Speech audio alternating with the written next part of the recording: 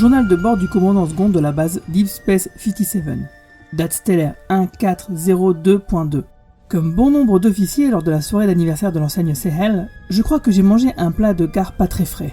Et maintenant que j'y pense, cela doit être ce dont voulait parler le capitaine du futur il y a 2 semaines. D'ailleurs, le capitaine Manu est toujours en vacances mais doit rentrer de Ferenginar dès la semaine prochaine. Tout le personnel médical était aussi présent à la soirée et sont tous malades également, alors j'espère que le docteur holographique de la base est plus agréable que ceux que j'ai croisés jusqu'à présent. Ordinateur, activation de l'hologramme médical d'urgence. Veuillez préciser la nature de l'urgence médicale ? C'est-à-dire que je crois que j'ai une indigestion de gare... oui docteur. Vous avez un problème ? Il se trouve que oui, j'en ai un. Sous prétexte que je suis programmé et donc obligé de sortir une phrase d'introduction afin que tout le monde puisse comprendre quelle est ma fonction, comme si cela pouvait être autre chose dans une infirmerie, ce même monde oublie pourtant la plus élémentaire des politesses, qui est de d'abord saluer son interlocuteur d'un simple « bonjour » lorsqu'on s'adresse à lui. Moi, si je pouvais, je commencerais par vous dire « bonjour », mais comme je l'ai précisé, mes algorithmes m'en empêchent, sinon je le ferais volontiers. Est-ce trop demandé que pour une fois on me dise « bonjour » et qu'on me laisse dire « bonjour » également, avant de me jeter vos soucis de santé au visage ? Un petit bonjour, c'est quand même pas trop compliqué, non ? Ok, bonjour donc, désolé. Heureusement que j'ai pas eu un problème grave, parce que le temps d'écouter votre laïus, j'y serais sans doute passé. Bonjour, commandeur. Vous pensez bien que si cela avait été le cas, j'aurais attendu que votre état s'améliore pour vous faire part de votre manque à la plus élémentaire des conventions sociales. Je sens que la journée va être longue. Will you come with me? Will you bind your sword to my quest? The idea of going there isn't just a bad idea, it's bizarre. No one asked for your pity, Picard, just as no one asked for your help. One impossible thing at a time. Where did that come from? Program complete. Bonjour et bienvenue à tous les trekkers et trekkies de toutes sortes sur la base stellaire du Cadran Pop.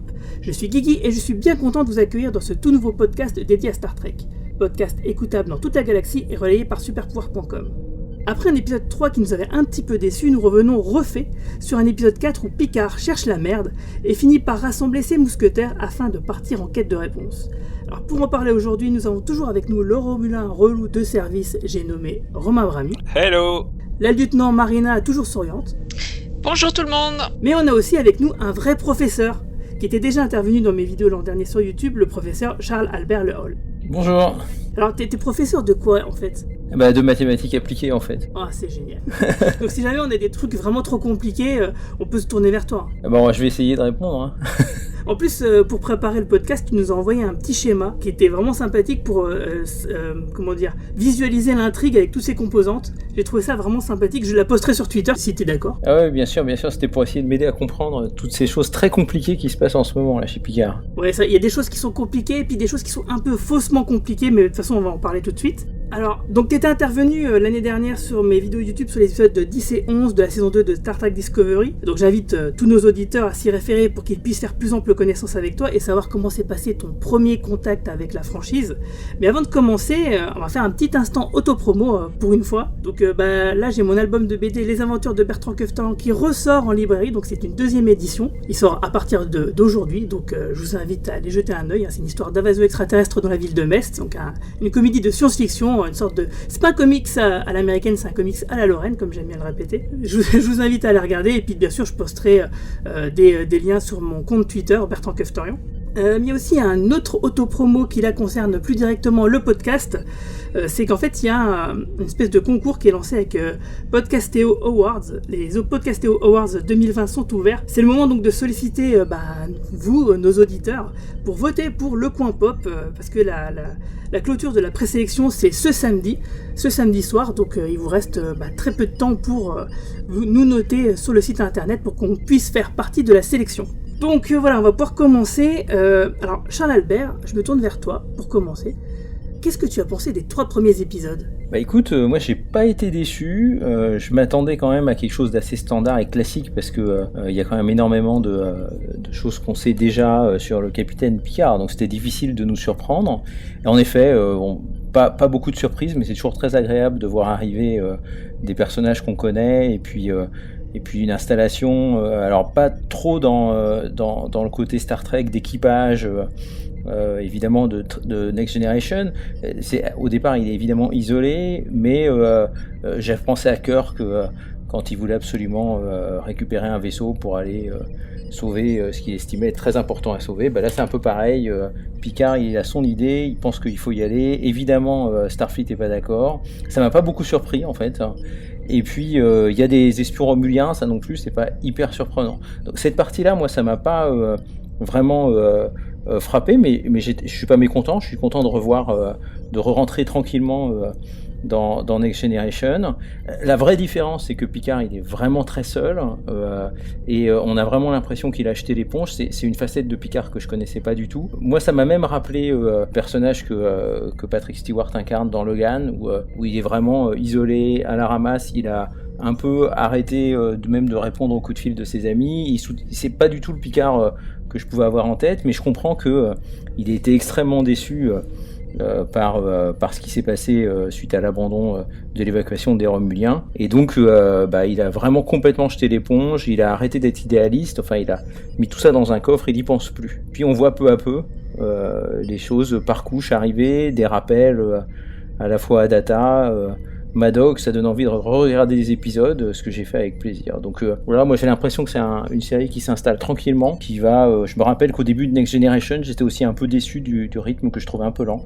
Donc je suis pas vraiment dépaysé. Et c'est vrai que de toute façon, tout ce que tu viens de dire, avec l'épisode 4 qu'on a vu aujourd'hui, on voit que les choses, elles ont une continuité plutôt cohérente. Alors justement, il y a quand même beaucoup de contre des fans un peu réfractaires sur la nouvelle série Picard, en pointant du doigt certaines incohérences, en tout cas ce qu'ils jugent comme étant des incohérences, et justement, donc du coup, il y a des fans qui se sont adressés à Michael Chabon, donc le showrunner de la saison 1, et qui lui ont posé quelques questions, notamment sur des points qui nous-mêmes nous avaient un peu titillé la semaine dernière. Si vous vous souvenez, il y avait cette histoire de lunettes de soleil du Commodore O. Elle se pointait, elle allait voir le docteur Jurati avec des lunettes de soleil, on trouvait ça assez étrange. Alors c'est vrai que dans un coin de ma tête, je disais que je trouvais que c'était bizarre, mais je me souvenais plus trop pourquoi. Et c'est vrai qu'après, en grattant et puis en voyant donc d'autres personnes réagir sur Twitter, mais oui, la raison c'est qu'en fait les Vulcains, normalement, ils sont censés avoir une sorte de paupière interne, du fait que sur Vulcain, il y a plusieurs soleils, et que du coup, leur vue, elle est protégée, ils n'ont pas besoin de lunettes de soleil sur Terre. Du coup, c'est complètement incohérent pour une Vulcaine. Alors bien sûr, donc Michael Chabon a répondu à ce genre de questions sur une petite vidéo, un petit post qu'il a fait sur Instagram. La réponse qu'il a faite à cette interrogation, c'est peut-être que c'est un indice pour vous indiquer. Il n'en dit pas plus, mais vous indiquez quelque chose, mais ce quelque chose, c'est que bien sûr, Commodore O serait donc une espionne romulienne. Alors, du coup, moi je veux bien, ok, sauf que ça veut dire que pour une espionne qui est undercover, elle n'est pas très discrète de se promener avec des lunettes de soleil, parce que du coup, n'importe qui serait au courant de cette spécificité vulcaine pourrait se dire c'est étrange. Donc pour quelqu'un qui est censé être un grand maître de l'espionnage, de la double identité, je trouvais que c'était vraiment un peu incohérent. Alors il n'y a pas que ça, hein. Là j'ai lu une interview de Tamlin Tomita qui joue donc le Commodore O. Pour elle c'était un clin d'œil sur Jean-Luc Godard, sur un de ses films, parce que dans le script visiblement c'était marqué que les lunettes c'était des lunettes qui ressemblaient à des lunettes de Anna Karina. C'est vrai. Avec laquelle Godard a travaillé dans plusieurs films célèbres. Donc c'était écrit dans le script. Alors moi je pense que ils essaient de se rattraper comme ils peuvent, mais pour moi ça reste une bourde, parce que ce soit une Vulcaine ou une Romulienne, dans les deux cas, pour moi c'est pas très cohérent. Anna Karina qui vient de nous quitter d'ailleurs en décembre 2019 et qui n'était pas une espionne romulienne jusqu'à preuve du contraire, mais en effet qui portait des lunettes absolument ravissantes dans les films de Godard. Donc Michael Chabon a réagi aussi sur d'autres questions qui lui ont été posées. Donc Romain, est-ce que tu voudrais bien réagir ? Ouais, moi je suis content de rebondir sur ce point, parce que j'avoue que j'aime pas chipoter sur ces histoires de language, etc. Et d'ailleurs parmi les arguments de Chabon, il dit deux choses qui sont importantes. Il dit par exemple sur, tu sais, l'utilisation du langage fleuri, etc., etc. Il dit que finalement, s'il n'y avait pas de langage fleuri dans les épisodes de Star Trek, c'est qu'on suivait des militaires, et que deux, surtout, c'était des séries de network, et que dans les séries de network, il était absolument impossible d'utiliser des swears, et il dit l'humanité a toujours utilisé des swears et on utilisera toujours. Ceci dit, malgré cet argument qui est tout à fait valable, moi j'étais quand même assez gêné par cette histoire de voir les personnages fumer. On voit Raffi utiliser une espèce de pipe, une vapoteuse, hein, ce qu'on appelle aujourd'hui Ouais, c'est une une cigarette vapoteuse. électronique, Bon, ça et ressemble on beaucoup. voit Rios, lui, carrément fumer son gros cigare cubain, etc. Ce qui est probablement encore plus gênant d'ailleurs, puisque on se rappelle d'un épisode de Deep Space Nine où les Ferengi sont confrontés à la cigarette et Quark est absolument affolé que l'humanité ait pu survivre en ayant consommé des substances aussi illicites, aussi toxiques et aussi insupportables. Et d'ailleurs, ça nous a aussi ramené pour les fans d'une autre série qui est très Star Trek en ce moment, qui s'appelle The Orville. Ça ramène un excellent épisode de The Orville dans lequel un personnage devient complètement accro à la cigarette et se moque de ça. Donc en effet, moi c'est quelque chose qui m'a pas mal gêné. Et l'explication de Chabon, qu'il a clairement sorti de son chapeau, hein, parce qu'il n'a pas une très très bonne explication, c'est de dire que dans le cas de la vapoteuse de Raffi, il s'agirait d'une pipe de la planète Orion, une pipe traditionnelle de la planète Orion. Alors j'ai fait quelques recherches, il l'a sorti de son chapeau, hein, ça n'apparaît dans aucun épisode de Star Trek, ça n'est jamais référencé. Tant qu'à Rios, alors ça, bon, son explication est un peu meilleure, c'est de dire que Rios, clairement, à tous les niveaux, c'est un personnage qui vit dans le passé, son style, c'est d'être dans le passé, on le voit lire des livres imprimés sur papier, ce qui d'ailleurs le ramène un petit peu à Jean-Luc Picard, hein, qui lui-même collectionnait les vieux livres, ce qui manifestement était quelque chose d'assez unique dans ce futur, et donc il fumerait le cigare pour se donner un style à l'ancienne, en quelque sorte. Mais il dit, si ça vous rassure, imaginez-vous que c'est du Saint-Igare, donc ce n'est pas du tabac, mais c'est voilà, une Moi, c'est ce que j'ai substance, pensé. voilà. Et j'ai pensé qu'effectivement, à cette époque-là, tu es capable de synthétiser quelque chose qui est pas dangereux pour la santé, effectivement. Voilà. Et sinon, il y avait d'autres choses. Alors, par exemple, Marina, je sais pas si toi, t'as vu aussi les réponses de Michael Chabon sur Instagram. À un moment, quelqu'un lui a fait remarquer que dans The Defector, il y a un Romulan qui dit à Data, qui connaît des cybernéticiens Romulans qui seraient bien contents de pouvoir le désosser, alors qu'on nous a dit précédemment qu'il n'y en avait pas, que les Romuliens ne s'intéressaient pas du tout à la cybernétique. Ouais, alors là-dessus, Michael Chabon répond et fait un parallèle avec les docteurs nazis. Moi, je trouve que son explication tient la route, mais à ce moment-là, ça met les Romuliens du côté des très très méchants, hein, des nazis, et donc l'explication tient la route, mais en même temps, les Romuliens deviennent à ce moment-là des personnages infréquentables. Qu'est-ce qu'on fait des Romuliens après avoir déclaré ce genre de choses? Mais pour moi, ça règle pas vraiment le problème, parce que s'il y a des gens qui auraient envie de le désosser, c'est qu'ils auraient quand même envie de l'étudier, donc du coup, c'est quand même en contradiction avec ce que dit Laris dans l'épisode 2 ou 3. Donc, plein de gens qui veulent désosser Data, hein, de toute façon, tout au long de la série, il y a forcément un savant qui veut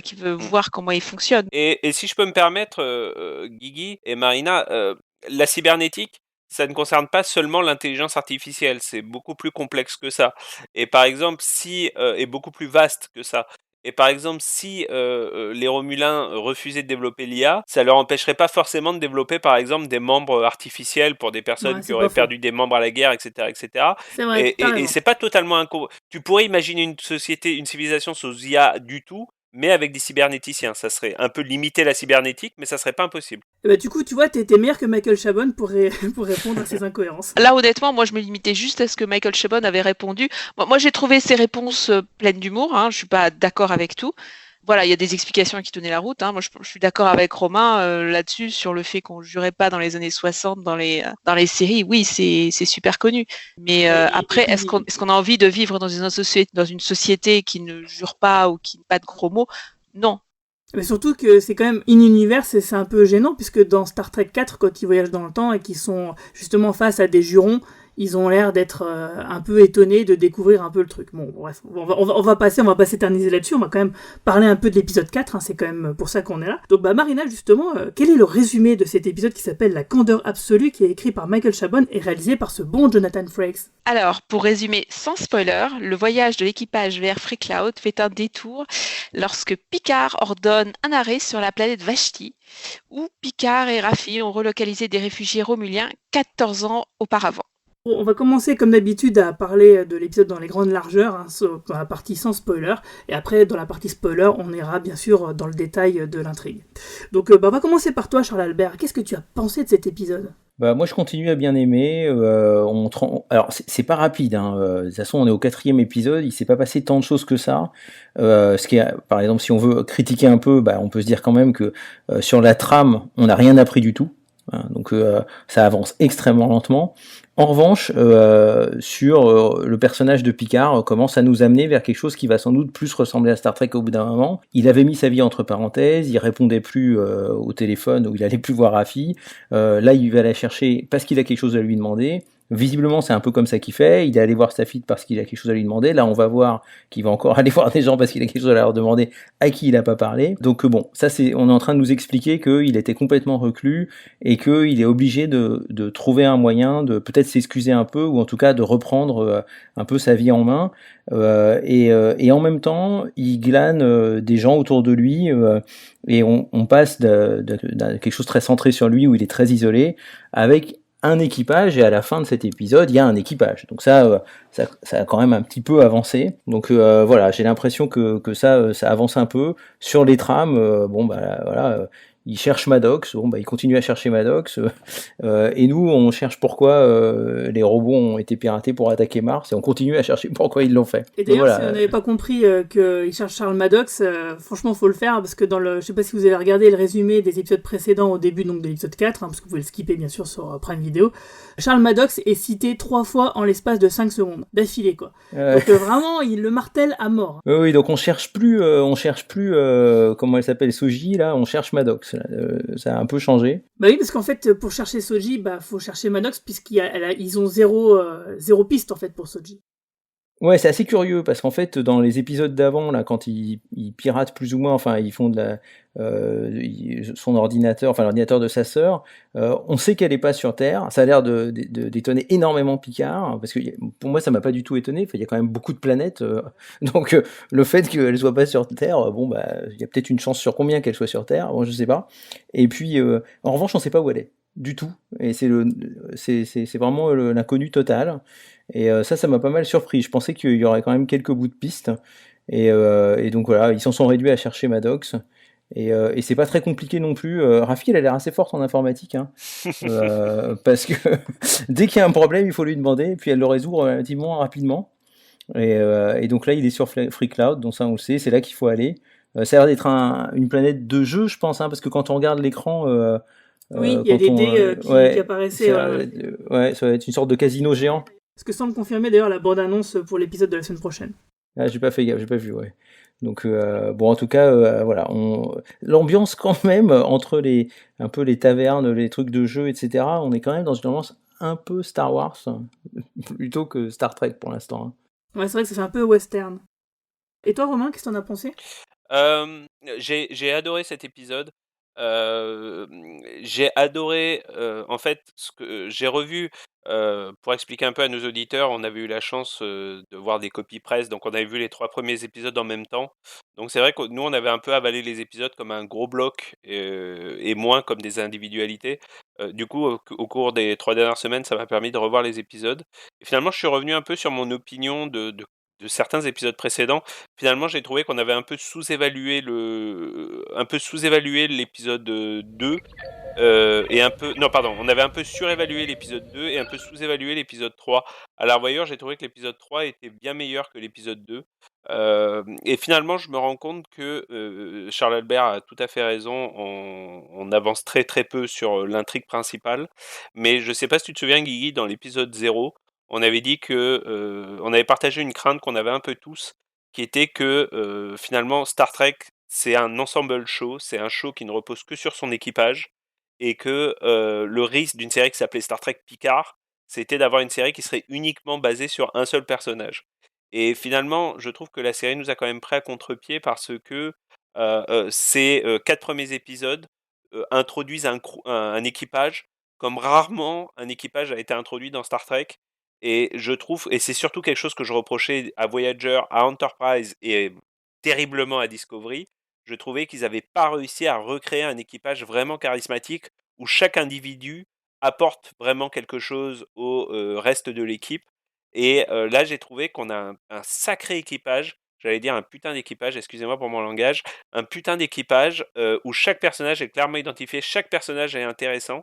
Et là, j'ai trouvé que l'introduction du nouveau personnage dans cet épisode, je ne vais pas trop en dire pour l'instant, était particulièrement réussie. Et voilà, je crève d'envie de voir la suite. Je devrais même dire des 2 nouveaux personnages de cet épisode. J'ai quand même un gros problème, par contre, sur toute la partie qui se passe sur le vaisseau Borg. Ah Alors oui, là, non, je ne vais ça, oui. pas spoiler, mais je pourrais le faire en vous disant simplement qu'il se passe exactement la même chose dans cet épisode qui se passait dans l'épisode 3 et qu'il se passait exactement la ça. même chose dans l'épisode 3 qui se passait dans l'épisode 2. C'est Exactement. quasiment la même scène, les mêmes dialogues, les mêmes situations qui sont remontées plus ou moins dans le désordre, plus ou moins, enfin voilà. Et d'ailleurs, c'est bien parce que du coup, cette partie-là, dans la partie spoiler, on va vite la passer parce qu'effectivement, Ouais. il n'y aura pas grand-chose à dire. Voilà, et c'est insupportable, je continue d'avoir un gros problème avec le personnage de la sœur ultra sexualisée. Moi, j'aime pas trop quand on rapproche la sexualité de la méchanceté et l'abstinence de la gentillesse. Donc voilà, cette partie-là me gêne terriblement pour l'instant. Je trouve que c'est le gros point faible de la série. Et à chaque fois qu'on est sur le vaisseau Borg, je compte les minutes pour retrouver le capitaine Picard, où là, par contre, c'est presque unanimement que des scènes réussies, que des bonnes scènes qui te donnent envie de continuer. D'autant qu'en fait, on pourrait se dire que sur le vaisseau Borg, il y a de quoi nous faire avancer une intrigue. Enfin, il se passe quelque chose. Ce vaisseau Borg, en fait, c'est pour ça aussi que j'avais fait ce schéma, c'est que on le voit tout le temps, mais en fait, officiellement, il est lié à rien. En fait, il y a rien à part qu'elle est là, Soji, bon, mais autrement, bon, on imagine, enfin moi en tout cas, j'imagine que Maddox, il a utilisé la technologie Borg pour arriver à faire, à refaire des sortes de data-like là. J'imagine pas mal de choses qui ont pu se passer, mais en fait, officiellement, il pourrait nous tirer des sortes de petites pistes ou des avant-goûts de pistes. Il nous amène sur ce vaisseau, et en fait, il se passe, tu as tout à fait raison, la même chose depuis le début. On a compris qui étaient les méchants, on a compris qui étaient les gentils, on voit à peu près ce qui se passe. C'est sympa de voir des visages connus, mais il y aurait des tas de choses à faire, et c'est assez décevant ça. On avance à mini pas avec le personnage qui a tenté de se suicider dans l'épisode précédent et qui, bon, on va pas, j'ai pas trop envie d'en parler maintenant, mais vraiment, en effet, ça, littéralement, ça aurait pu tenir en un seul épisode et on en aurait appris autant, quoi. Bah, moi, j'ai bien aimé. Et j'ai envie de parler du générique parce qu'on en avait beaucoup parlé lors du premier épisode et il y en a qui étaient un peu déçus, d'autres moi, j'avais bien aimé et en fait, je me suis surprise à beaucoup apprécier ce moment, en fait. Oui. Donc, je voulais en reparler parce que j'ai trouvé que cette musique calme, elle résonnait, en fait, maintenant. Et je m'y suis habituée. Alors, c'est plus la musique symphonique de Next G, mais voilà, moi, j'aime bien.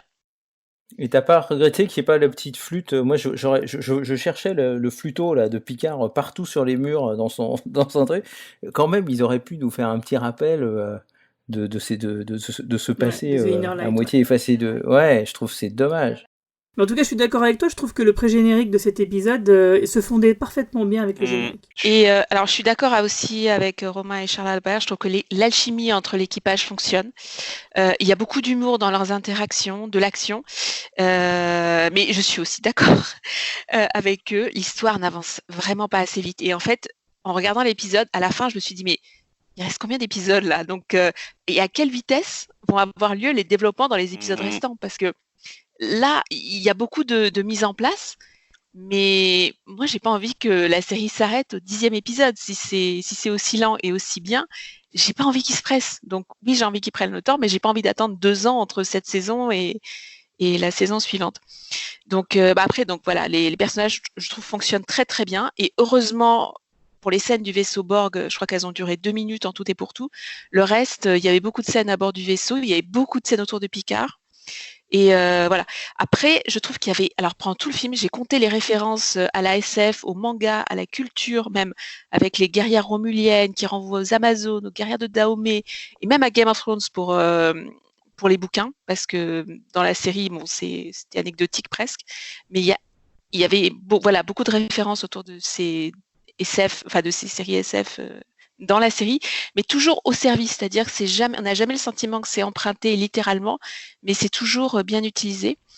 Et voilà, donc pour moi, un bon épisode, mais voilà, quoi, j'ai presque envie de dire, comme Picard, j'ai pas envie que ça s'arrête, j'ai envie que ça continue. J'ai pensé au Bene Gesserit de Dune quand j'ai vu, comment elle s'appelle, là, les Kowat Milat. Ouais. Et je trouvais que c'était très sympa. Ouais.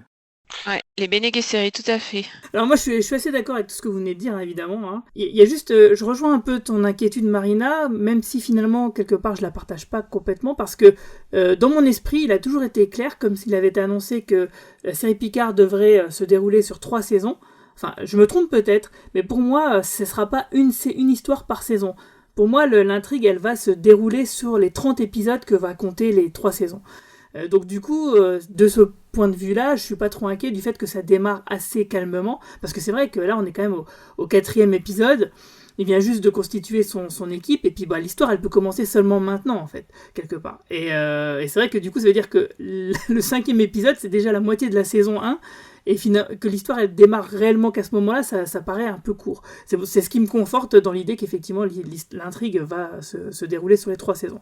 Et sinon, moi je suis assez content parce que je trouve que cet épisode 4 rattrape un petit peu l'épisode 3 que j'avais trouvé un petit peu essoufflé, aussi essoufflé que Picard dans des escaliers. Donc je suis assez ravi de ça, je suis ravi de plein de bonnes idées qui ont été faites à droite à gauche, notamment chez les personnages parce que je suis comme vous, j'adore les nouveaux personnages, je trouve qu'ils fonctionnent très bien ensemble. Alors on avait discuté un peu sur Twitter ensemble, Romain, toi tu me disais que pour toi c'était le meilleur équipage depuis Deep Space Nine. Je suis presque de cet avis, hein. C'est vrai que j'avais bien aimé moi l'équipage de Voyager, mais c'est vrai qu'ils ont une alchimie qui fonctionne très bien, on prend beaucoup de temps pour nous les présenter, et c'est vrai que du coup ça les rend très attachants, très identifiables, et qu'on comprend les interactions les uns avec les autres, et les choses ne tombent pas du ciel. Il n'y a pas un moment où on se dit what the fuck, pourquoi elle dit ça, ça n'a aucun sens, comme on pourrait le faire dans Discovery, mais ça de toute façon on va en parler tout de suite dans la zone spoiler. Red alert!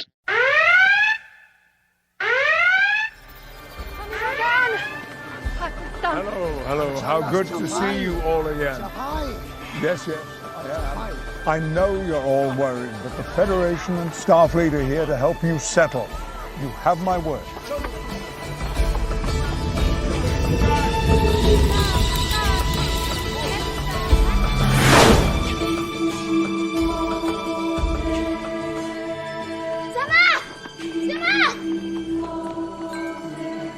Go on, Prue. La hokkiun, urzornech varet viun.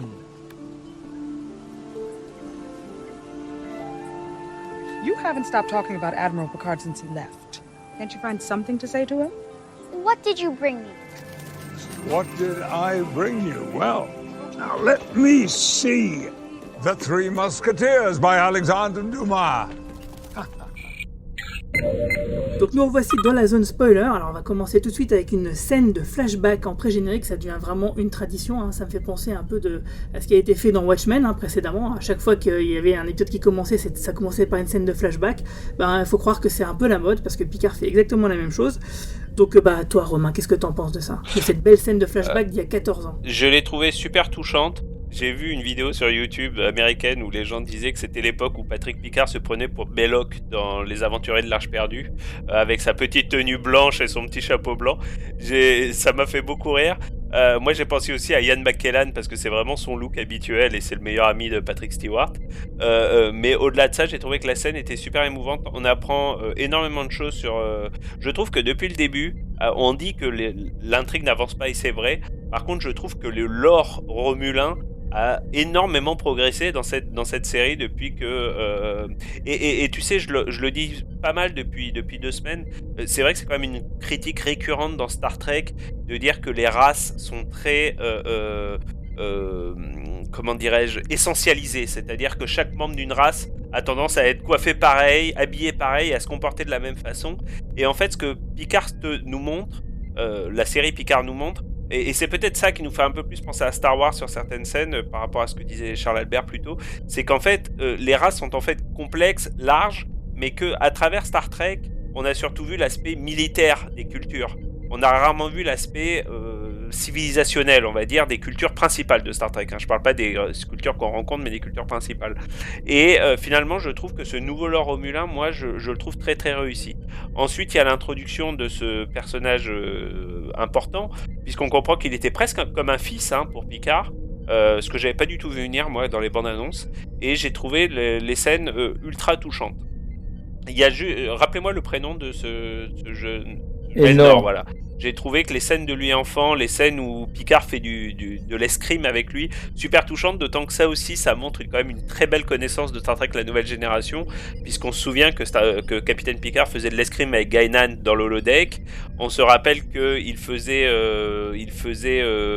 Robin des Bois, où il se battait également à l'épée dans l'holodeck. Donc voilà, il y a une vraie histoire de Picard avec le maniement du sabre et du fleuret.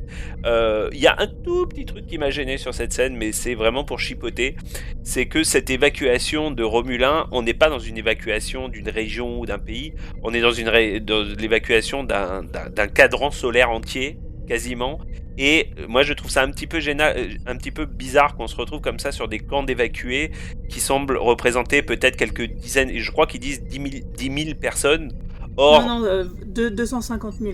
250 000, bon c'est déjà un peu... en tout cas on ressent pas qu'il y a 250 000 personnes sur cette planète quand on la visite, enfin moi je l'ai pas ressenti, et j'ai trouvé ça un peu small scale par rapport à ce qu'on pourrait imaginer d'une évacuation de ce type. Mais c'est vraiment pour chipoter parce que j'ai adoré cette scène d'introduction. Ouais, mais c'est parce qu'il va dans la secte des nonnes guerrières. Des Bene Gesserit. On peut imaginer quand même que le reste est un peu éparpillé ailleurs et qu'il y a peut-être des mégalopoles qui sont construites pas très loin. Deux petites choses que je rajoute, histoire de faire mon mec cultivé sur cette introduction. Ça se passe sur la planète Vashti. Et en fait, Vashti, Marina, je suis sûr que tu sais ça mieux que moi, mais je crois que c'était c'était une reine perse et qui est devenue au cours des années, récemment, on va dire, une icône féministe parce qu'elle refusait d'obéir aux sermons de son mari qui était alcoolique, etc., etc. Donc Vashti, c'est devenu une espèce d'icône féministe comme ça, du refus à l'obéissance des hommes. Et la deuxième référence culturelle que j'ai notée qui m'a beaucoup plu, parce que c'est une partie de l'histoire qui m'intéresse particulièrement, la classe des vaisseaux qui étaient censés évacuer les réfugiés romulins que construisait Geordi LaForge sur Utopia Planitia, c'est la classe Wallenberg. Et en fait, Wallenberg, c'était un célèbre diplomate hongrois qui a profité de sa position de diplomate pour sauver des dizaines de milliers de juifs pendant la traque nazie en Hongrie dans les années 40. Et en fait, il y a une référence directe, on est obligé de penser que c'est une référence directe à ce monsieur Raoul Wallenberg qui a permis le sauvetage et l'évacuation de dizaines de milliers de juifs hongrois. Ouais, c'est plutôt cohérent. Ouais. Alors moi je vais tout de suite répondre à Romain sur Vashti. Alors c'est un personnage biblique, mais à part ça, je vais pas aller plus loin et prétendre que je connais. Hein. Donc merci Romain, je vais pouvoir aller parfaire mes connaissances. Non, en fait moi ce que j'ai aimé, alors j'ai pas du tout les mêmes références, mais ça m'a fait rire parce que moi en fait quand j'ai vu Picard dans son costume blanc, tout de suite j'ai pensé au pub du Gringo, vous savez, qui allait chercher le bon café en Afrique. Voilà, moi j'entendais presque le générique de Jacques Vabre, je crois que c'était Jacques Vabre, mais pardon. Moi je pense du coup à la parodie des Nuls en fait, avec Alain Chabat, où il fout la tête de Alain Chabat dans non, ton café c'est de la merde, quoi il est pas bon mon café, et puis il le prend, il fout la tête de... Mais c'est ça, en fait, moi moi en fait, alors j'ai vu ça, et c'est pas une critique, hein. Moi j'ai trouvé que ça donnait beaucoup de nuances au personnage, c'est que ça montrait Picard comme un colonisateur condescendant qui arrive dans son costume blanc comme le Gringo. Et en fait, alors c'est pas une critique, hein, comme je le dis. Moi, j'aime bien qu'un personnage ait des nuances, qu'il soit pas blanc ou noir. Et en fait, la série, je pense, le voit comme ça, c'est-à-dire le côté paternaliste de la fédération de Starfleet. Et voilà, et c'est comme ça qu'on le présente au début. Après, il y a une autre référence là quand il offre le bouquin des 3 mousquetaires à Elnor. Tout de suite, je me suis dit, mais c'est comme ça que les Américains voient les Français. C'est-à-dire avec les 3 mousquetaires, lisant les 3 mousquetaires ou tout ça. Et en fait, c'est aussi le bouquin qui est dans Slumdog Millionnaire. Et en fait, en France, les 3 mousquetaires, c'est un livre pour enfants, mais clairement qui est pas du tout valorisé. C'est comme Moby Dick, qui est une autre grande référence de NextG. Mais en fait, quand on en parle, c'est en France. C'est plus le genre de littérature qu'on dénigre ou qu'on n'apprécie pas. Donc c'est pour moi, quand j'ai vu ça, c'était plus des étrangers qui décrivent des personnages français. Bon, en même temps, dans les séries ou les films américains, ils ont 3 bouquins en général, c'est Moby Dick, Alice au Pays des Merveilles, et puis encore un troisième, j'ai oublié, c'est L'Attrape-Cœur. Voilà, on a l'impression que les mecs ils lisent que ça, quoi. Bon, après Marina, dans le cas présent, il l'offre à un enfant de 8 ans, donc c'est pas totalement contradictoire. C'est pas contradictoire, mais je me suis dit, mais il y a un autre bouquin sûrement à offrir que les 3 mousquetaires. Oui, et Zone 57 et Bertrand Keftorian, par exemple. Par exemple. Et je tiens à dire, pour participer à l'autopromotion, c'est que j'ai un exemplaire dédicacé. Et tu l'as lu, au fait ? Bien sûr, c'est très bien. Et franchement, les aliens qui atterrissent à Metz, fallait vraiment trouver l'idée, et j'ai trouvé ça, le pitch, génial. En fait, j'ai rien trouvé du tout, ça c'est la vérité, tout simplement. Je m'en doutais. Donc, voilà, moi honnêtement, j'ai bien aimé cette scène. J'ai trouvé, alors, merci Charles Albert pour la référence au Bene Gesserit, parce que même si j'ai lu Dune, je ne sais pas combien de fois, je n'avais pas vu la référence. Mais effectivement, ces guerrières romuliennes, ces nonnes, en fait, guerrières, je les ai trouvées passionnantes. Et j'ai envie d'en savoir plus. J'ai envie de les suivre, j'ai envie de voir une série, une série sur elles. Je trouve qu'elles sont très intéressantes. Et voilà, elles ont 2-3 scènes et ça fonctionne. Ouais, ça sera sans doute un meilleur spin-off que Section 31. Et toi, Charles Albert ? Écoute, moi j'ai trouvé qu'en effet c'était assez attendrissant, bien fait. On nous met vraiment dans un cocon. On est un peu hors du monde. Et en effet, voilà, et cette relation qui se tisse entre Elnor et Picard. On ne sait pas trop pourquoi d'ailleurs. Picard, il a cette relation avec cette secte là, les Kowat Milad, donc peut-être que visiblement elle l'aide sans doute un peu à garder l'ordre pendant qu'il y a tous ces immigrés qui arrivent, et il faut bien qu'il y ait une sorte de police un peu interne. D'ailleurs visiblement après elle continue à faire ça, puisqu'à un moment quand il revient elles lui disent que c'est un peu ça qu'elles font, donc c'est peut-être pour ça qu'ils se connaissent autant. Mais c'est vrai que l'escrime c'était super sympa parce qu'il reprend des positions qu'il avait sur l'holodeck, donc c'est vraiment rigolo, et ça, moi ça m'a fait penser même à Il était une fois en Chine, parce qu'il y a ce côté où il est très colonisateur, et puis il y a de l'escrime, il y a cet enfant donc Elnor petit qui se balade entre les échoppes un peu, donc ça, j'ai trouvé ça bien. Après, avec un peu de recul, quand on est passé au générique et tout, je me suis dit, mais ils sont quand même en pleine évacuation d'urgence. On sait que Picard, c'était quand même un peu le stress à l'époque. Il a le temps d'aller jouer avec des enfants. Avec ce recul-là, je me dis, bon, c'est super parce que ça construit super bien le personnage, donc c'est très agréable. Mais si on veut être un tout petit peu critique sur la construction, ce qui se passe vraiment à ce moment-là, parce que c'est un flashback, c'est juste avant l'attaque de Mars, donc il doit être en plein rush, quoi. Et en fait, il est là, il joue à l'escrime avec un gamin, il lui raconte les 3 mousquetaires. Bon, c'est sympa, mais il avait peut-être autre chose à faire.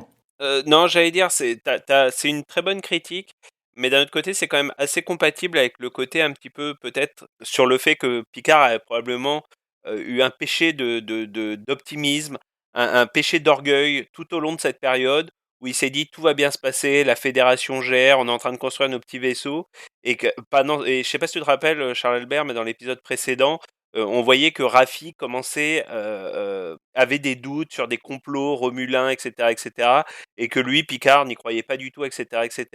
Et finalement, j'ai trouvé ça finalement assez compatible avec une certaine de naïveté de Picard tout au long de cette période, qui était probablement beaucoup plus complexe que lui-même ne l'imaginait, en fait. En fait, ouais, t'es en train de me convaincre, et c'est peut-être pour ça qu'il a été aussi déçu et qu'il s'est retiré du monde quand ça a plus marché, quoi. Il était peut-être sur un petit nuage. Ouais. Ouais, je suis tout à fait d'accord avec ça, hein, je plus sois complètement, parce que pour moi, c'est clairement, là, il y avait, en grosso modo, il me semble que, à un moment de l'attaque de Mars, il me semble qu'il était dit qu'ils avaient à peu près, grosso modo, 1 année devant eux pour finaliser l'évacuation, donc on peut imaginer que là, Picard, il avait bien trimé, puis là, il peut s'accorder un petit hiatus de 24 heures. Moi, ça me semblait pas si incohérent que ça. Surtout que, voilà, là, ils étaient au plus fort du rendement de la flotte sur Mars, donc tout avait l'air de bien se passer jusqu'à ce que les synthétiques attaquent. Donc moi, ça me perturbe pas plus que ça. Moi, ce qui m'a un peu plus perturbé, c'est pourquoi il est habillé en blanc comme ça au lieu d'avoir son costume d'amiral. Je veux dire, quand il est en mission, en général, il se promène pas en tenue civile. Donc, c'est plutôt ça qui m'a qui m'a perturbé un petit peu. Bon, c'est juste pour pinailler, bien sûr. Par contre, j'ai beaucoup apprécié la référence. Il y a Roman Nigita qui disait dans l'épisode 0 que si vous voulez connaître Picard, fallait surtout pas regarder les 2 premières saisons, parce qu'à part dire que Picard n'aimait pas les enfants, on n'en savait pas beaucoup plus sur lui. Et donc du coup, le fait qu'on remette ça en avant, que Picard est connu pour quelqu'un qui n'est pas très à l'aise avec les enfants, et que ce soit dit clairement, et que finalement... il semble s'en justifier un petit peu, mais pas complètement, parce que finalement il a quand même un lien qui se crée avec Elnor. J'ai trouvé ça un peu touchant, surtout qu'on n'arrête pas de dire qu'effectivement Picard, on sent qu'il a quand même drôlement évolué depuis le début de la nouvelle génération, notamment de la fin de la série, et que là ça se concrétise encore plus. Juste un truc pour sa tenue de civil, entre guillemets. Le fait qu'il soit pas... Je me suis posé la même question que toi sur le fait qu'il n'ait pas sa tenue officielle de militaire, d'amiral de Starfleet. J'ai peut-être vu qu'il y avait quand même un petit côté, peut-être, backdoor, entre guillemets, mission secrète, dans le sens où tu pourrais quand même difficilement imaginer que la Fédération travaille, on va dire, officiellement avec une secte guerrière pour gérer l'ordre lors d'une évacuation de réfugiés. Et je me suis demandé dans quelle mesure sa tenue était pas officielle, parce que la mission elle-même était un petit peu... Alors moi je dirais pas ça, je vois ce que tu veux dire, mais je suis pas d'accord. Je pense que en fait, si on devait vraiment réfléchir à une raison, je pense que ce serait pas pour je pense qu'il serait habillé comme ça, pas avec un uniforme de Starfleet et de la Fédération, pour ne pas provoquer des Romulans qui seraient hostiles à la Fédération, parce que comme on le voit, c'est le cas. Et dans la BD, justement, dans le comics Countdown, c'est d'ailleurs le sujet. C'est-à-dire que y a des Romulans qui sont persuadés que la supernova c'est une connerie de la Fédération et qui font ça exprès pour les détruire. T'as raison, donc, ça doit être ça plutôt. Pour voilà, justement ne pas faire colonisateur. Nous on trouve que son tenue fait colonisateur, mais justement pour ne pas faire colonisateur. C'est ça. Je pense que c'est ça. Et d'ailleurs, ça sera un peu le sujet de la scène du bar où Picard va chercher la merde un peu plus tard. Par rapport au fait que Charles Albert disait tout à l'heure, on reviendra dessus, mais sur le fait que Picard, à chaque fois, il va voir les gens et il leur demande de les aider. En fait, il va les voir que quand il a besoin d'eux. Moi, j'ai trouvé ça plutôt logique. Ça fait que Picard, c'est quand même un petit peu un connard sur ce point-là, quoi. Il a un côté un peu, intéressé, quoi. Il va voir les gens que s'il a besoin vraiment d'eux. Quelque part, pour moi, c'est cohérent avec le fait qu'effectivement, il soit un peu orgueilleux, qu'il a un peu merdé dans le passé, et puis que c'est un vieux, maintenant, donc du coup, les vieux, des fois, ils se rendent pas bien compte de ce qu'ils disent, et des fois, c'est vexant. Mais c'est surtout qu'en fait, pour moi, c'est une déformation professionnelle, parce que faut pas oublier que le gars, il a été capitaine pendant très longtemps et amiral, et il a toujours eu l'habitude de disposer des gens. Sauf que dans le cadre militaire de Starfleet, forcément les gens ils s'y soumettent bien volontiers, puisque ça fait partie du truc, quoi. C'est le cadre, les gens ils l'acceptent volontiers. Par contre, quand c'est dans le civil, comme c'est le cas là maintenant, c'est normal que les personnages comme Raffi ou Elnor puissent se vexer quand il vient leur demander froidement, entre guillemets, de l'aider aussi simplement. Moi j'ai aussi trouvé que c'était assez compatible en fait avec cette vision d'un Picard qui n'imagine pas le service sans communauté, sans un système d'équipage. Et moi, j'avais toujours trouvé que c'était une grande différence entre la façon dont était présenté Picard par rapport à la façon dont était présenté Kirk, où tu t'imaginais très bien Kirk partir tout seul en mission, etc., de manière très individualiste. Là où Picard mettait toujours son crew en avant, c'était toujours son number one qui partait en mission sur les planètes, etc.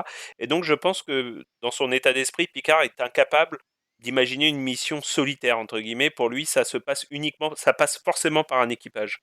En tout cas, là, il le justifie très bien pourquoi il va chercher Elnor, pourquoi il a besoin de lui. Il est quand même 95 ans, il est vieux, et effectivement, il n'a pas réussi à protéger Dash, donc il a besoin d'un jeune homme qui soit super balèze pour qu'il soit à ses côtés. Ouais, mais il est quand même très gonflé, parce que, si tu veux, comme on le disait, c'était presque son fils. À un moment, dans cette scène de flashback, il dit, bon, je vais trouver un moyen pour lui trouver une autre famille. Il revient 20 ans plus tard, et il dit à la mère supérieure là, j'aurais quand même pensé que vous lui auriez trouvé une autre famille. Ouais. Il est quand même énormément gonflé. Parce que dans la scène de flashback, déjà ils en parlent de ça, et que c'est pas du fait de sa responsabilité à lui. C'est assez clair, par contre. Et que effectivement, quand justement la sœur dit à Elnor jeune, attention avec les promesses, parce que tu te rends prisonnier des promesses des autres, donc ne t'y attache pas, quoi. En gros, quand quelqu'un te promet quelque chose, faut pas le croire. Et que du coup, il n'ait pas suivi ce précepte-là. Et du coup, on peut imaginer que Picard peut se sentir dédouané de ce poids-là, de cette responsabilité. Et d'ailleurs, la sœur, elle lui dit, et c'est quelque chose qu'on avait déjà dit dans les épisodes précédents, c'est que Picard, il a carrément lâché l'affaire. Quand il s'est pris la rouste de la Fédération, il a dit « fuck ». J'abandonne, quoi, je laisse tomber. Et les gens qui avaient l'habitude que Picard sauve la situation jusqu'au dernier moment, ils ont tous été finalement surpris de ce revirement du personnage, mais qui finalement est complètement cohérent. On peut imaginer que le mec, oui, au bout d'un moment, il en peut plus, quoi, il est humain. C'est normal de lâcher l'affaire. Et c'est normal que, du coup, il fasse acte de contrition en essayant de rattraper un peu le coup et de pas toujours imaginer finalement les conséquences de ses actes passés, et que là, du coup, il se les prend en pleine poire. Et il les encaisse plus ou moins bien. Mais par contre, on peut penser que les gens, en fait, ont été déçus après que Picard jette l'éponge comme ça et n'ait pas compris ce qui s'est passé, parce qu'on a toujours été habitué à ce que Picard trouve une solution ou trouve une manière de se sortir des situations. Et là, il a juste jeté l'éponge et il s'est retranché dans son château. Et voilà, ça a été fini pendant 14 ans. Donc Mais je pense quand même que ça amène une question sur et moi c'est vraiment parce que c'est un des plus gros débats qu'il y a sur Twitter, enfin surtout Reddit, etc., sur la série, c'est le comportement de Picard post-chômage, entre guillemets, post-retraite forcée d'émission. Mais il y a quand même une question qui se pose sur quel est ton pouvoir d'action quand tu n'as plus Starfleet derrière toi, en quelque sorte. C'est-à-dire qu'on voit là à quel point il a galéré, ne serait-ce que pour trouver un vaisseau qui l'amène hors de la planète. Nous, on est toujours parti du principe que Star Trek, finalement, tu pouvais te déplacer très librement d'une planète à une autre, voyager dans l'espace, etc., etc.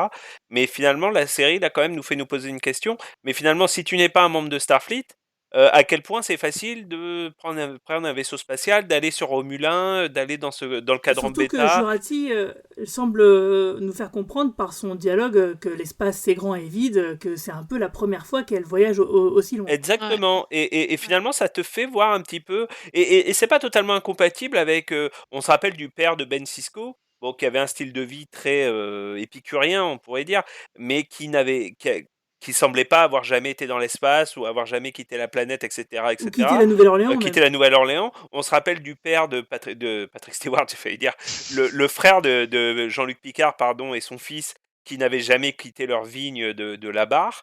Et finalement, tu te dis que peut-être que finalement, cette vision qu'on s'était fait d'un Star Trek où tout le monde voyagerait à travers les étoiles sans aucun problème, c'était une vision un petit peu déformée, que si tu travaillais pour Starfleet, c'était le cas, mais que finalement, pour le citoyen lambda qui n'a pas Starfleet derrière lui, ben t'es finalement très très, j'allais dire, à poil, en quelque sorte.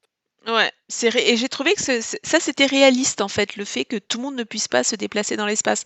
Tout le monde n'a pas son petit vaisseau personnel pour voyager dans l'espace. Donc ça, j'ai bien aimé ce petit côté réaliste. Et Pardon. surtout pas pour évacuer, non, tout à fait, mais c'était plus pour appuyer ton point, surtout pas pour évacuer des dizaines de milliers de réfugiés romulins, quoi. Qu'à partir du moment où tu ne peux plus Starfleet, t'es mort. Tu n'as plus Starfleet, tu n'es plus rien, quoi. Tu ne peux plus rien faire. Non, c'est plutôt vrai. Et même dans les séries, dans les autres séries, on voit ça. Hein, il se balade beaucoup plus que les autres. En même temps, sur le fait qu'il abandonne un peu tout le monde, Raffi, il va l'avoir son vaisseau. Elle est en train de devenir alcoolique dans son espèce de container là, et vraiment, il vient la voir parce que il a besoin de passer un coup de fil, quoi. Donc, moi, j'ai même été surpris que je me demande même à un moment, je me suis dit, mais pourquoi Laris et Zaban là, ils sont encore avec lui? Je ne sais même pas pourquoi il leur parle, parce que peut-être qu'il lui rappelle trop son échec. Moi, je me suis dit, en fait, il a eu un tel échec, il était tellement sur un nuage, il y a eu un tel échec qu'il veut rien devant les yeux qui lui rappelle ce qui s'est passé. Et bon, pourtant, il y a Laris et Zaban qui sont là. C'est différent, lui, il a une histoire avec eux, donc il leur rappelle peut-être le bon côté de cette sale histoire, finalement. J'ai lu sur Reddit quelqu'un qui disait que la mission de Mars avait été le Kobayashi Maru de Picard. Et c'est exactement ça, en fait. Ça a été son Kobayashi Maru. Et il l'a pas très très bien géré. Quand son Kobayashi Maru est arrivé, il l'a pas très très bien géré, clairement. En fait, il a clairement un ego supérieur à celui de Kirk. Ouais, mais c'est clair. Mais par exemple, quand ils arrivent sur la planète, Picard il arrive, il leur dit non mais vous avez qu'à leur dire que c'est moi, j'arrive, bien sûr ils vont vous ouvrir. Bah non, en fait c'est le premier truc qu'on a fait et puis ils nous ont envoyé chier. Ah, puis du coup il avait l'air un peu surpris quoi, de genre quoi, comment, mais dis donc. Et d'ailleurs, cet orgueil, finalement, on le retrouve quand après il cherche la merde. Quand il y a le bar qui n'accepte que les Romulans, il prend le panneau, il le jette par terre, il marche dessus, il s'installe. Mais franchement, il se croit tout permis, quoi. Faut vraiment pas voyager dans l'espace avec Papy Picard parce qu'il peut vraiment t'amener des sacrés problèmes. Et moi, j'ai pensé, quand j'ai vu cette scène, j'ai pensé à la version française du générique de la série. Au mépris du danger, se lancer dans l'inconnu. Et tu sais, c'est Boldly Go where no one has gone before. Et là, vraiment, il y va. Et il est prêt à s'en prendre plein la figure. Et c'est vraiment au mépris d'un danger. Et là, c'est l'inconnu total. Et pourtant, c'est dans une toute petite ville. Ça montre que ça reste un idéaliste, quoi. C'est-à-dire que pour lui, Ouais. c'est insupportable. Un panneau, il y a écrit interdit enfin réservé aux Romulins, donc interdit aux humains, je devrais dire. C'est pas supportable pour lui. Il en a rien à foutre. Moi, quand j'ai vu la scène, je pensais qu'il faisait exprès de créer une situation pour que Elnor vienne le sauver. Mais finalement, tu comprends qu'il s'attendait pas du tout à ce qu'Elnor vienne le sauver. Il a vraiment fait ça il a fait Rosa Parks, en fait. Hein. Il a refusé de laisser sa place dans le bus, en fait. Hein. C'est pas plus compliqué que ça, quoi. Et puis en plus, il est vieux, il a une maladie, il sait qu'il est condamné, qu'il lui reste peu de temps. Là, il est vraiment en mode j'en ai plus rien à foutre, quoi. Et là-dessus, sur le traitement des seniors dans cette série, je trouve que ce traitement est intéressant parce que à notre époque où il y a la plupart des séries qu'on me propose sur Netflix sont ciblées pour ados et tout ça, je trouve qu'une série qui est ciblée sur un senior, qui n'hésite pas à parler du passage des ans, du fait qu'il n'arrive plus à courir, qu'il n'arrive plus à se battre, qu'il n'arrive plus à faire ce qu'il faisait plus jeune, je trouve que c'est assez courageux en fait comme série. Et moi j'aime bien en fait. C'est voilà. Et avec tous les mauvais côtés d'être un senior quoi. Mais voilà. Oui, c'est pas mal, mais d'ailleurs, ça peut peut-être nous servir de transition parce que, ok, c'est pour senior, je suis d'accord. En même temps, il y a, comment elle s'appelle, Agnès Jurati, là, qui elle, est au service des ados et qui passe son temps à remettre la scène, je trouve, dans un contexte un peu puéril, explique-moi ce qui se passe, 2-3 petites blagues. Et donc, heureusement, enfin, vu qu'elle est là, je pense qu'elle est là essentiellement pour ça d'ailleurs, vu qu'elle est là, on n'est pas dans un truc très lent où les ados se sentiraient pas forcément, ou les jeunes adultes se sentiraient pas forcément intégrés, quoi. Je trouve que le traitement de Picard, de Jean-Luc Picard, est intéressant. Après, il y a d'autres scènes qui m'ont énervé, notamment la scène où, sur le vaisseau Borg, là, où il joue à je ne sais quoi, à courir et tout ça. J'ai trouvé ça, mais d'un puéril consternant. On va l'évacuer tout de suite. Tout ce qui est sur le cube Borg, effectivement, c'est chiant. Voilà. Ça ne sert à rien. Ça ne fait que répéter des trucs qu'on nous a déjà dit dans l'épisode 3. C'est bon, on sait. Soji, c'est le destroyer. Les Romulans veulent la buter. Ils veulent buter tous les synthétiques. On sait pas pourquoi. C'est une secte qui remonte à très très loin pour les Romulans. Voilà, c'est bon. Arrêtez de nous le répéter. On le sait, pitié, arrête. Moi, la scène où il glisse sur la glace du vaisseau Borg, là, à deux, en rigolant comme des andouilles, je te jure, ça m'a rappelé Star Wars épisode 2, quoi. Oh oui. J'ai trouvé que c'était le même niveau de bêtises. Et alors, la nouvelle apparition de la sœur qui nous refont le coup voilà, mais c'est de l'hypersexualisation du personnage et tout. Mais ça m'a, oh là là, j'avais envie et pourtant, vraiment que ça cache pas le reste. J'ai adoré le reste de l'épisode. Mais alors, c'est parti, à chaque fois, je me dis, mais coupez, quoi. Coupez, quoi. Ouais. Mais après, Charles Albert a raison, Jurati, elle est géniale. Et moi, j'ai beaucoup apprécié ces scènes et tous les dialogues avec Rios ou avec même quand elle arrive et qu'elle dit est-ce que je dérange, est-ce que c'est une réunion privée ou un truc comme ça. Mais moi, ça m'a fait sourire. Je trouve que le personnage, il est génial. En fait, mais il me fait penser à Tilly. Il te fait pas penser à Tilly, toi? Il me fait penser à Tilly. Oui, mais comme on l'avait dit, en mieux écrit et en bien joué. Ouais. Et en sympa. En fait, il y a une différence. Alors c'est vrai que les dialogues, moi je trouve, ils sont plutôt bons et l'alchimie entre les personnages et les acteurs est excellent parce que effectivement, ils nous font de l'exposition pour nous expliquer des trucs, mais ça passe crème parce que voilà, ils discutent entre eux. Quand par exemple Rios explique que là où ils vont, c'est un peu la merde, c'est la zone, il y a plus de flics, il y a plus rien. Que Raffi elle fait quoi? Mais attendez, vous lui avez dit à Picard au moins? Et Picard il est pas au courant. Fait ah ouais d'accord, ok, on vous dit on va là, vous dites oui on y va et puis c'est tout, puis personne n'en parle quoi.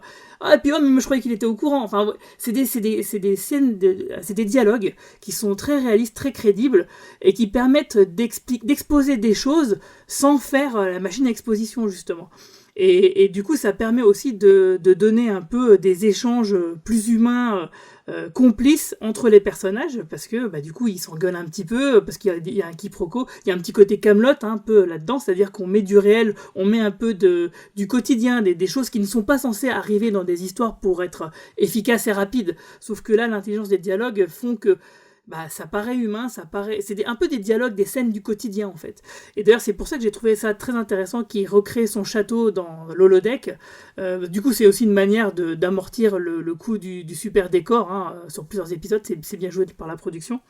Et donc j'ai trouvé que c'était bien la preuve que les épisodes étaient bien écrits, parce que par exemple, tout ce que je disais tout à l'heure, le fait que Picard, il dit appelez-les, dites-leur que c'est moi, ah mais non c'est la première chose qu'on a faite, etc., etc. Ça dans Discovery, c'est des petits détails qui passent par des dialogues où ils s'embarrassaient pas de ce genre de détails, et que du coup on comprenait pas, on disait ah mais pourquoi les personnages font ça, c'est pas logique, ils devraient pas, etc.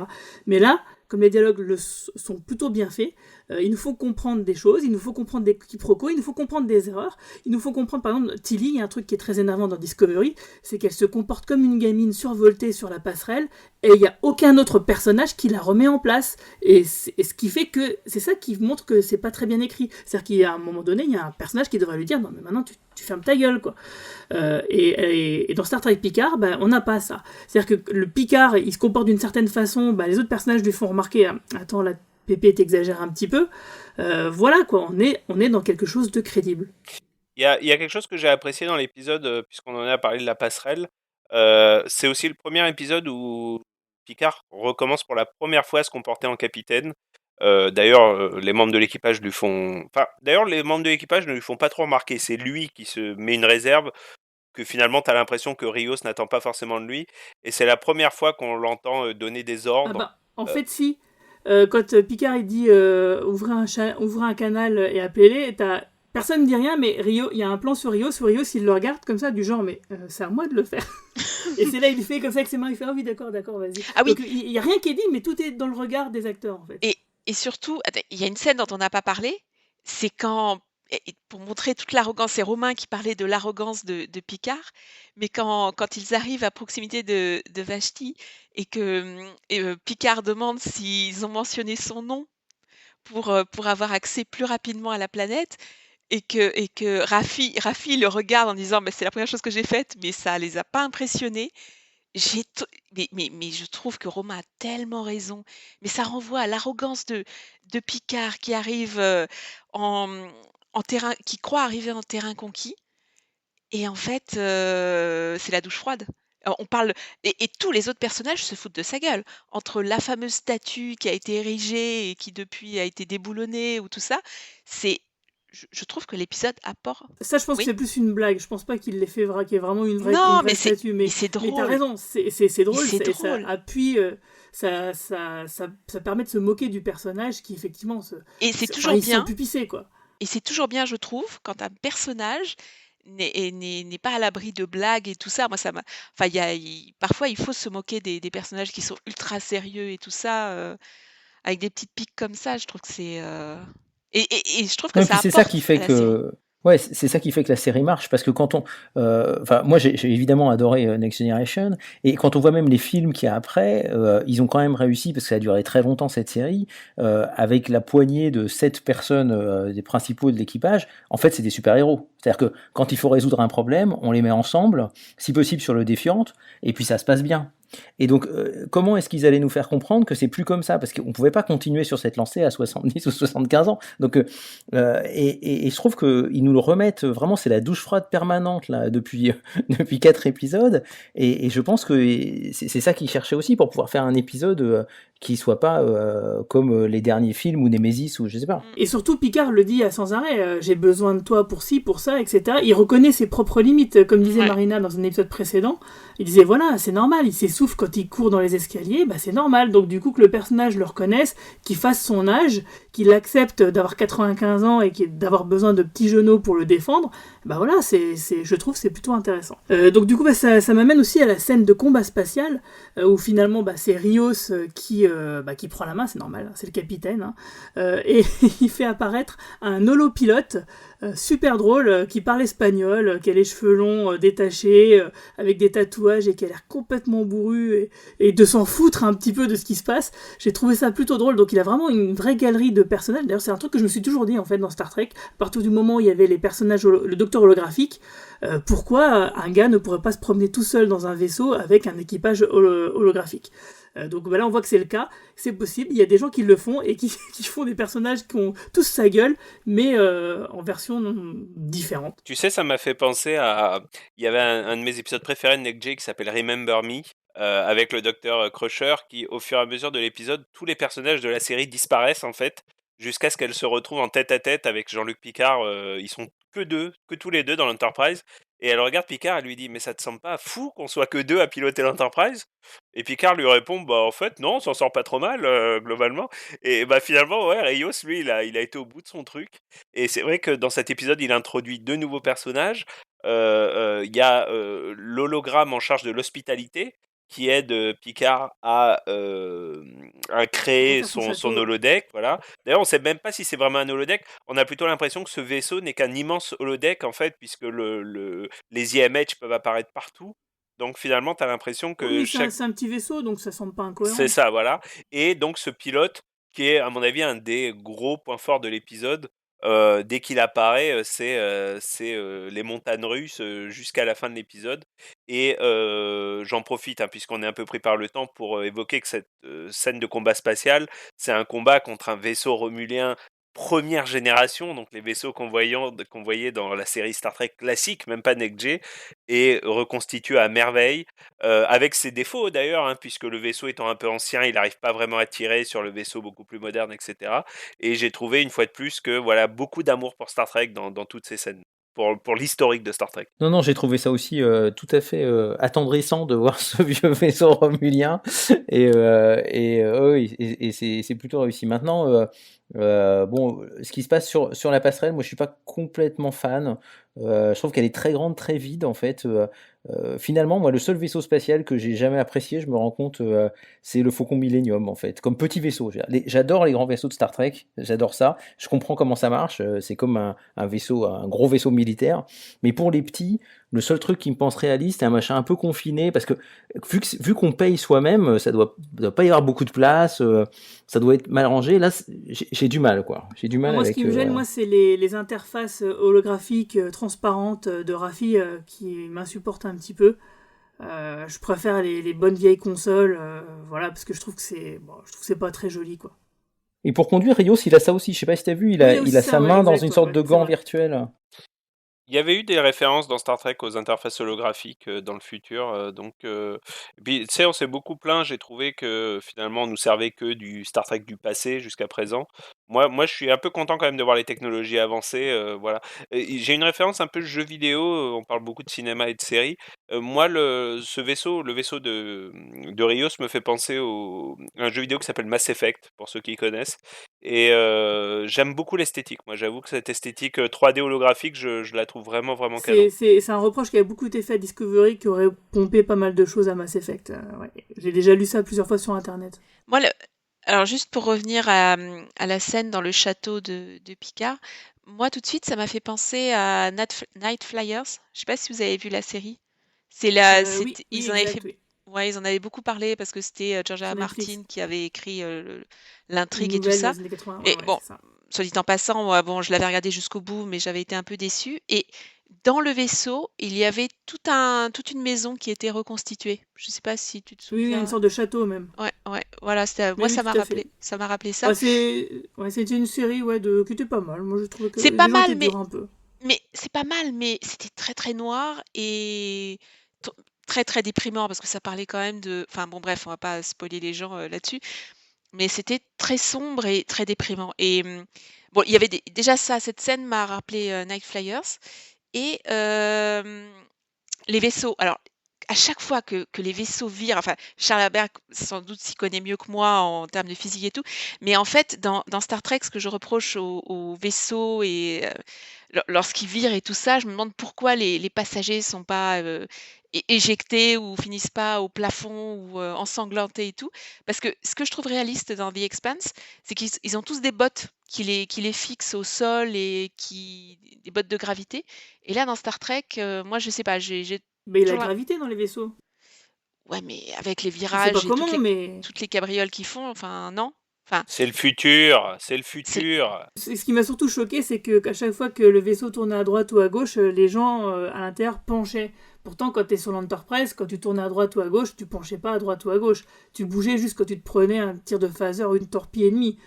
Là, j'ai pas trop compris l'effet de vitesse ressenti sur la passerelle. Moi, Mais bon, c'est peut-être parce que c'est un petit vaisseau. ma théorie, c'est que comme ils sont très proches parce que je l'ai remarqué, ils le poussent particulièrement, mais comme ils sont très proches de la planète, je me suis demandé si le vaisseau ne subissait pas la gravité de la Ouais, un planète. peu bizarre. Professeur, est-ce que vous avez une Ouais, idée en tout cas, il y a un truc, je sais pas. Non, je suis d'accord avec le fait qu'à partir du moment où tu arrives à faire de la gravité artificielle, il n'y a pas de raison que quand le vaisseau bouge ou accélère, tu bouges ou accélères, parce que s'il sait le faire, il sait le faire. Sauf si c'est vraiment extrême et très inattendu. Donc, quand ils reçoivent des chocs, quand on leur tire dessus, comme tu disais, bon, bah là, peut-être que le champ de gravité interne du vaisseau, il n'a pas le temps de s'adapter, puis il sait pas que ça va arriver. Normalement, comme c'est lui qui fabrique sa vitesse, il est censé pouvoir compenser, mais là on se dit qu'il pousse, d'ailleurs, et à un moment il dit transfert de l'énergie sur les propulseurs, transfert de l'énergie sur je sais pas trop quoi, donc peut-être qu'il pousse le vaisseau dans ses extrémités, où là le truc qui est censé compenser la gravité n'y arrive plus et le fait pas suffisamment efficacement, quoi. Mais c'est vrai que ça penche beaucoup, ils sont très dans les mouvements pendant que le vaisseau se balade, quoi. Eh ben, en tout cas, avant de conclure, moi je vous propose d'écouter la pastille du capitaine Manu. Captain, incoming message. Alors je ne sais pas si c'est le fait que Jonathan Frakes soit aux commandes ou l'arrivée du personnage qu'on voit en fin d'épisode, mais j'ai particulièrement aimé cet épisode 4, particulièrement toute la partie sur Vashti, puisque sur le cube c'est toujours un peu lent, c'est toujours un peu plus inintéressant pour l'instant, on sent que ça va venir à quelque chose, mais pour l'instant on n'y est pas. Il y a encore cette relation globalement incestueuse entre Narek et sa sœur. Même si je trouve qu'on voit un peu plus, on a un peu plus de Narek, on voit un peu plus un côté un peu plus vulnérable du personnage qui peut être intéressant par la suite. Toujours est-il que c'est vraiment la partie sur Vashti que j'ai aimé dans cet épisode. Déjà du prétexte de pourquoi Picard décide d'aller sur cette planète. On a vraiment dans cet épisode la culpabilité de Picard face à une vraie grande erreur d'avoir abandonné le combat parce qu'il ne pouvait pas aller là où il voulait. Mais je trouve aussi que la population romulienne qu'on voit sur la planète raccroche bien les wagons avec ce qu'on a pu voir de Nero dans le premier Star Trek de J.J. Abrams. Ça nous explique un peu plus la philosophie des Romuliens face à la Fédération à cette époque. Et également du côté des Kowat Milat, que j'ai trouvé très intéressant, et cette relation entre Picard et cet enfant dont j'ai perdu le nom, mais qui est voué à revenir dans l'aventure. J'ai trouvé ça très très cool dans l'ensemble. En plus, on a des petits indices, des petits pointeurs vers un possible Worf avec les Opera Klingon ou des choses comme ça qui viennent nous teaser la suite, potentiellement les futurs caméos. Du côté de la construction de l'épisode, je me demande si on a encore un flashback de 15 ans avant en début d'épisode. Je me demande s'ils vont pas nous raconter ce qui s'est passé petit bout par petit bout avec un flashback 15 ans avant à chaque début d'épisode. Ça serait une solution et ça permettrait de répondre à quelques questions et voilà, d'avoir un entre-deux entre Next Generation et Picard. Et puis voilà, on a cette arrivée en fin d'épisode qu'on attendait depuis un moment, celle de Seven of Nine. Alors GG les trailers et la prod de nous l'avoir mise dans une scène de trailer où on a l'impression qu'on est dans le château de Picard, et alors qu'en fait on est dans un holodeck sur le vaisseau. C'était pas mal. Je suis très chaud de l'épisode d'après parce que moi j'aime beaucoup ce qu'annonce son trailer dans le setup, dans cette espèce de casse d'infiltration.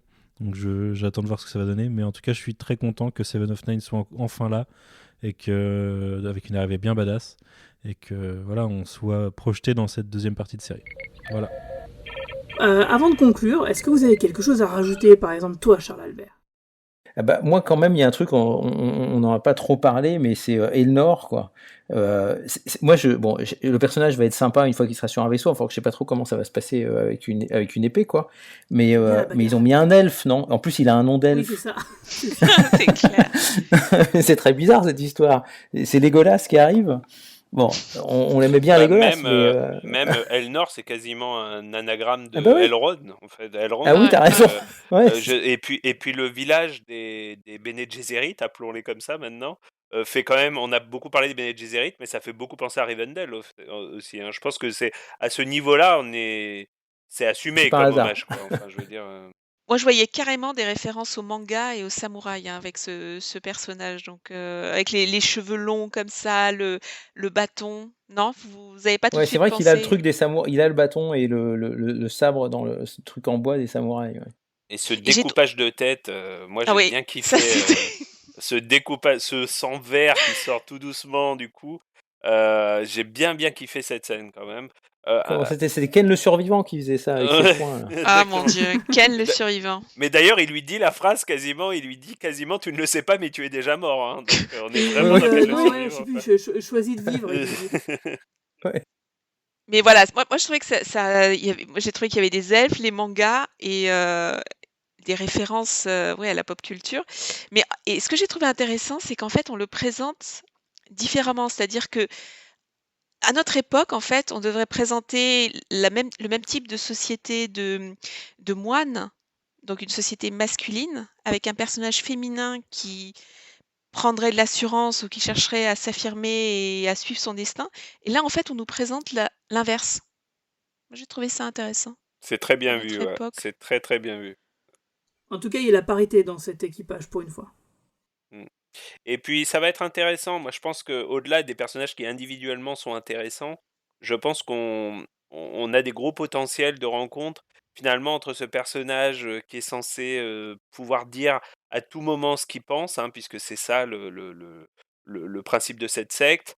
Rios qui est très dans une forme de retenue cynique, Raffi qui est très dans une colère constante et Jurati qui est cette espèce voilà de candide un peu naïve. Je pense qu'il y a moyen de créer des très jolies interactions entre l'équipage et j'espère que malgré la dureté, la courteté de la série, qui rappelons-le n'est pas une série de 26 épisodes comme au bon vieux temps de Next Generation, mais une série de 10 épisodes par saison, j'espère ils vont pas nous priver de ces scènes entre les membres de l'équipage. Et puis on va avoir Seven of Nine dedans aussi. Hein. Tout à fait. Et d'ailleurs, justement, c'est ce que je vais dire pour conclure. C'est que c'est un personnage, c'est une chose dont on n'a pas parlé, et donc ça tombe bien parce qu'on en garde un peu sous le pied pour le prochain podcast, parce qu'effectivement, l'épisode se termine avec l'arrivée de Seven of Nine. J'avais un dernier petit coup de gueule à sujet de Seven of Nine, pas au sujet de Seven of Nine, mais une fois de plus au sujet du marketing de la série. J'ai été extrêmement agacé. Moi, je suis beaucoup sur Twitter, hein, c'est comme ça qu'on s'est rencontrés, Guigui, toi et moi. Et j'ai été extrêmement agacé de voir la dernière scène de l'épisode publiée sur Twitter hier, alors qu'on enregistre vendredi aujourd'hui. Donc, premier jour de la diffusion dans le reste du monde hors États-Unis. La série a commencé à être diffusée hier aux États-Unis. Toutes les chaînes officielles, Jerry Ryan elle-même, etc., ne se sont pas privées pour balancer la dernière scène, alors que même aux États-Unis, il était encore 14h et que les gens n'étaient même pas rentrés du boulot. Et je pense quand même que voilà, c'est la dernière. Et en plus, son nom était au générique. Ce qui est, quand Oui. tu Ouais, veux dès le faire début, c'est un, un peu con. Ouais. Ouais. quand tu veux faire un twist de fin qui est réussi en plus, hein, on n'en a pas parlé, mais qui est quand même assez réussi. Voilà, ça se manie quand même le spoiler, je trouve, et même si on est tous très contents de revoir Jerry Ryan et très contents de revoir Picard, bah laissez-nous un peu de surprise, les gars. Déjà dans les bandes annonces, vous nous avez montré tout le monde, alors que finalement on se rend compte que Riker et Troy ne sont toujours pas dans l'épisode après 4 épisodes. On se demande s'ils apparaîtront pas dans le 7e ou dans le 8e épisode, ce qui serait génial. Mais voilà, franchement, maniez un peu vos spoilers, quoi. Ne nous racontez pas tout, sinon on regarde pas la série, c'est pas la peine. Hein.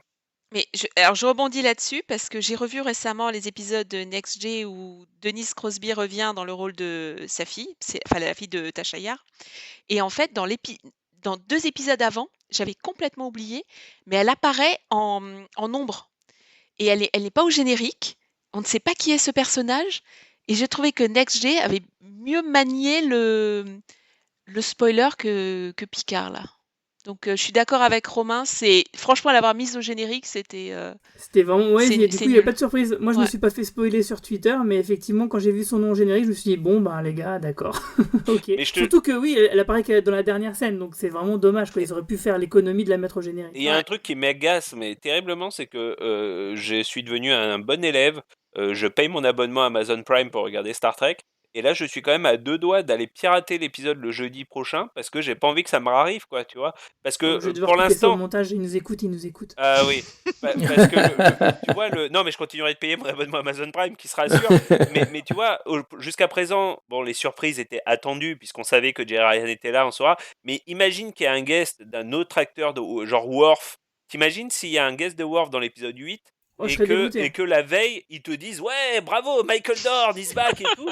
Mais franchement, je prends mon ordi, je le jette par la fenêtre, quoi, littéralement, Ouais, quoi. C'est clair, et ben c'est sur ces bons mots qu'on va se quitter. Merci. Et que, justement, pour rendre hommage à Jerry Ryan et à Seven of Nine, et ben je vous propose d'écouter la musique de fin, le générique de Voyager en version metal cover par Captain Matt Shield. Donc je vous mettrai le lien bien sûr dans la description. Là, c'est une vidéo que vous trouverez sur YouTube. C'est un gars, il fait beaucoup de metal cover comme ça, et il a fait justement tous les génériques de Star Trek. Et donc voici celui de Star Trek Voyager. Allez, salut, longue vie et prospérité à tout le monde, ciao. Jolan Trou. Ciao. Au revoir. Au revoir.